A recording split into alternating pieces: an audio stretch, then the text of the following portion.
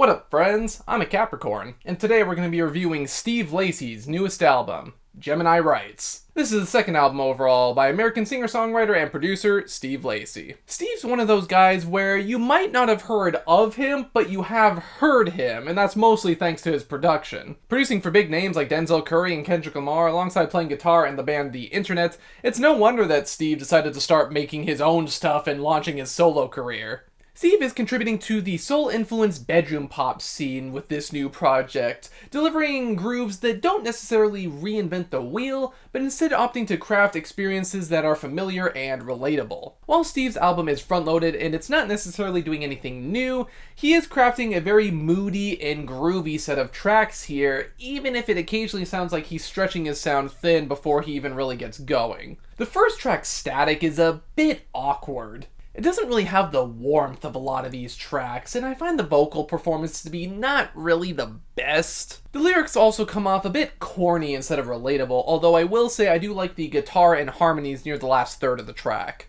The next track, Helmet, though, is when the album really gets going. The beat on this one is fantastic, having a very soulful and lush aesthetic while also actually being kind of exciting too. The vocals also sound better here, and I like how it also sounds like he's sort of shouting into the void as he's trying to escape this toxic relationship. I'm really digging the psychedelic edge on the guitar and the fuzzy nature of the instrumental in general. You can just feel the heat and the lazy day vibes here. Mercury has a bit of a Latin flair in its guitar and vocals, helping to shake up the sound of the record a little bit. The vocals also have a pining aesthetic to them, fitting for the sort of wallowing in misery angle that the lyrics are going in. The track definitely has some melancholic undertones despite the instrumental being relatively upbeat. However, I think that contrast is pretty engaging and also gives the instrumental a few different interpretations, I suppose.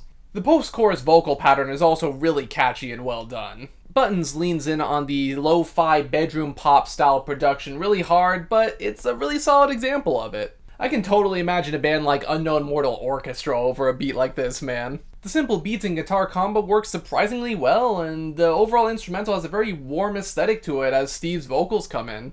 The constant synth presence here also adds some nice texture to the track without being too overbearing. Again, it has those vibes of a lazy summer day being stuck alone with your thoughts. It's not doing much, but what it is doing is effective. Bad Habits almost has like a modern indie aesthetic over it with the smooth guitar and drum combo alongside some groovy bass and synths too. The vocals are catchy and showcase a sense of exhaustion, I think, most likely stemming from the unrequited love that's expressed in the lyrics. It's one of those songs that seems to fit every mood, establishing a longing for something that you can't have. The moment where Steve isolates his vocals sounds a bit awkward and kind of showcases some of his vocal weaknesses, but the song is still really good and establishes its themes really well. Cody Freestyle, though, is another weaker moment on the project, unfortunately. The instrumental largely doesn't go anywhere, feeling kind of boring with how little it changes. Steve's higher registers also don't sound as strong compared to the lower registers that he has on the rest of the album.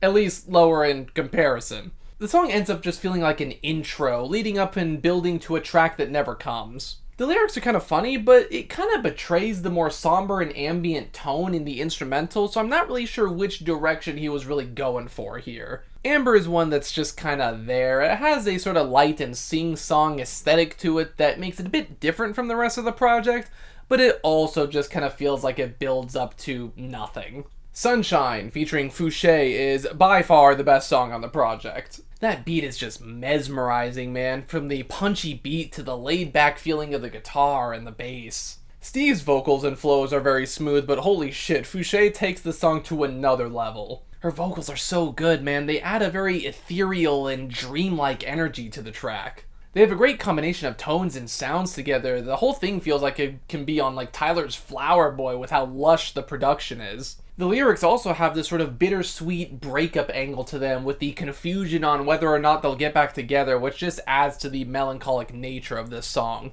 Like, there's something beautiful about this one, man.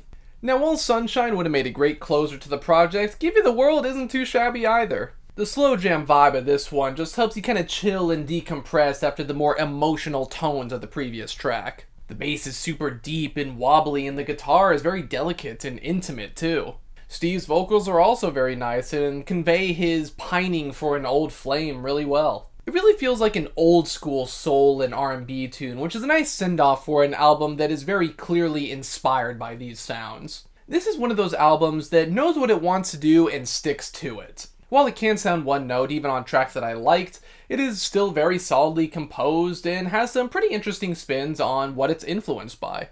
I think the strongest aspect about this record is its production, which is no surprise considering who he produces for. The lyrics and vocals are not bad, and they do come across as relatable, but are the more mundane and average parts of the record overall, I think. It's also one of those albums that, because it's not really trying to reinvent the wheel, it also doesn't really stand out too much in the grand scheme of like this lo-fi R&B stuff. It's still good, but it doesn't reach the heights that it could have. Still, this is only his second solo project, so Steve has plenty of time to hone these aspects and make an even better record in the future. I'm feeling a strong 6 on this newest album by Steve Lacy. Of course, we do still have to talk about album covers on this show, and I think this is a pretty great album cover, to be honest. It has that sort of lo-fi aesthetic to it as well, kind of DIY with a sort of collage-y effect over his face. I think the color combination is really cool. Got a bunch of those blues and oranges, those darker, cooler colors that make for a pretty warm and intimate experience, ironically,